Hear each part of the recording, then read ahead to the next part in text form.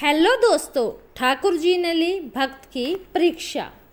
एक गांव के बाहरी हिस्से में एक वृद्ध साधु बाबा छोटी सी कुटिया बनाकर रहते थे। वह ठाकुर जी के परम भक्त थे। स्वभाव बहुत ही शांत और सरल। दिन रात बस एक ही कार्य था, बस ठाकुर जी के ध्यान भजन में खोए रहना। ना खाने की चिंता थी, ना पीने की चिंता रहती थी, तो बस एक ठाकुर जी की सेवा कमी ना रह जाए।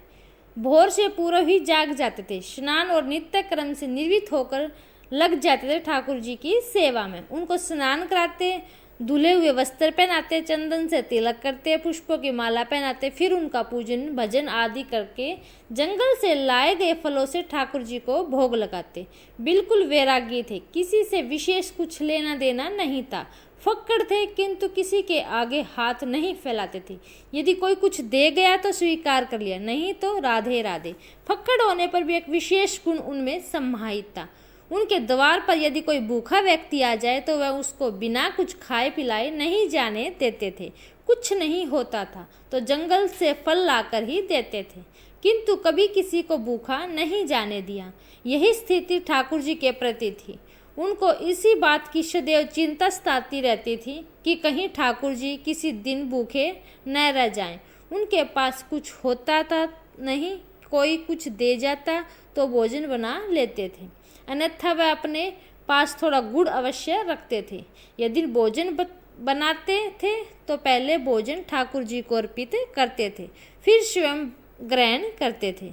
किंतु यदि कभी भोजन नहीं होता तो गुड़ से ही काम चला लेते थे। थोड़ा गुड़ ठाकुर जी को अर्पित करते और फिर थोड़ा खुद खाकर पानी पी लेते थे। एक बार वर्षा ऋतु में कई दिनों तक लगातार वर्षा होती रही।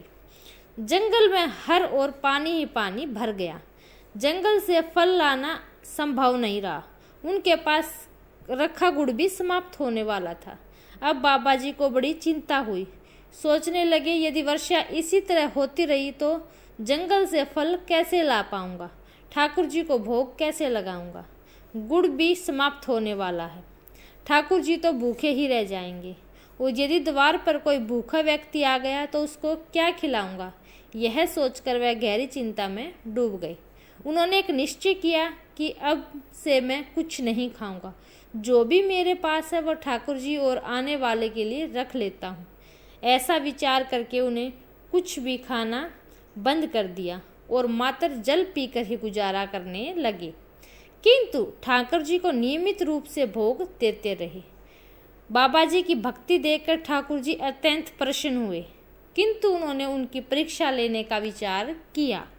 2 दिन बाद ठाकुर जी ने एक वृद्ध ब्राह्मण का रूप धारण किया और उनकी कुटिया में उस समय पहुँचे जब तेज वर्षा हो रही थी।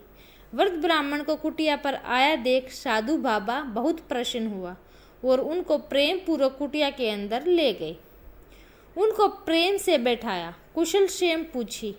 तब वह ब्राह्मण बड़ी ही दीन वाणी में बोला कि 3 दिन से भूखा हूँ, शरीर बहुत कमजोर हो गया है, यदि कुछ खाने का प्रबंध हो तो बहुत कृपया होगी। तब साधु बाबा ने ठाकुर जी को मन ही मन धन्यवाद किया।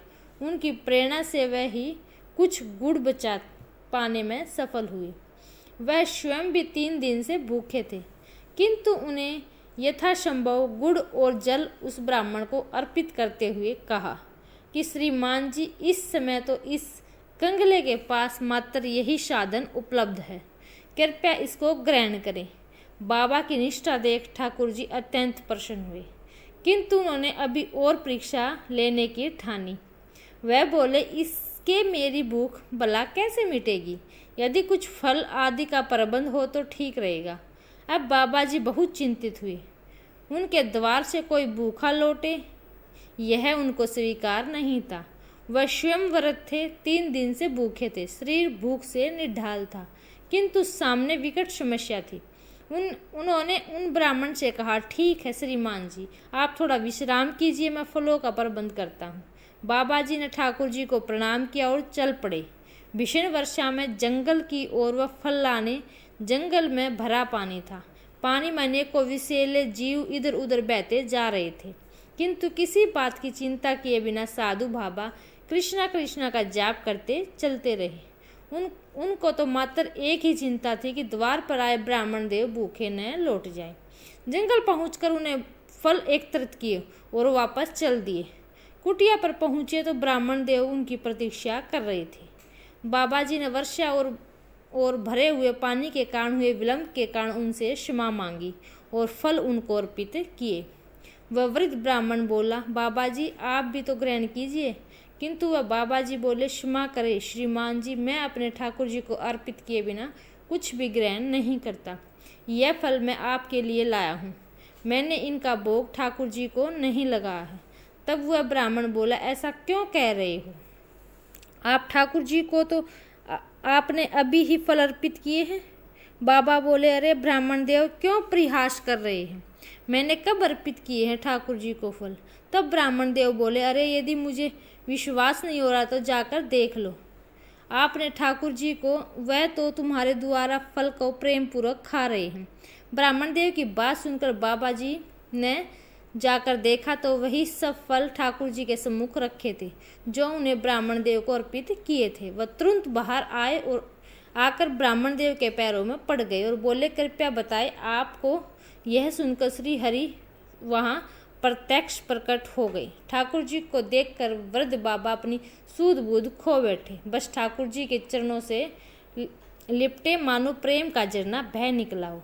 आंखों से आंसुओं की धारा ऐसे बह जा रही थी जैसे कुटिया में वर्षा होने लगी हो।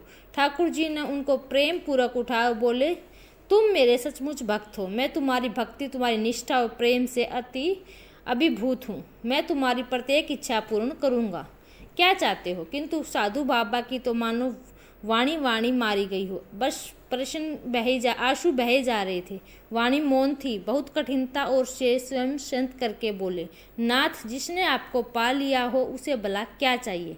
अब तो बस इस चरणों में आश्रय दे दीजिए। ऐसा कहकर वह पुनः ठाकुर जी के चरणों में गिर पड़े। तब ठाकुर जी बोले, मेरा दर्शन व्यर्थ नहीं जाता। मांगो, क्या चाहते हो? कहो, तुमको मुक्ति प्रदान करता हूँ। यह सुनते ही बाबा विचलित हो उठे। तब बाबा बोले, हरि नाथ, मुझे यूं न छलिए। मैं मुक्ति नहीं चाहता। यदि आप देना ही चाहते तो जन्मों जन्मों तक इन चरणों का आश्रय दे दीजिए। नाथ, बस यही वरदान दीजिए कि मैं आपसे बार बार इस धरती पर जन्म लूँ और हर जन्म में मैं आपकी श्री चरणों के ध्यान में लगा रहूँ। हर जन्म में इस प्रकार मैं आपकी प्राप्त करता रहूँ। तब श्री हरि बोले, तथास्तु। भगवान ऐसा कहते ही साधु बाबा के प्राण श्री हरि में विलीन हो गए। हरे कृष्णा, जय श्री राधे राधे। धन्यवाद दोस्तों। अगर आपको मेरी कथा अच्छी लगे तो please like, share, subscribe my channel.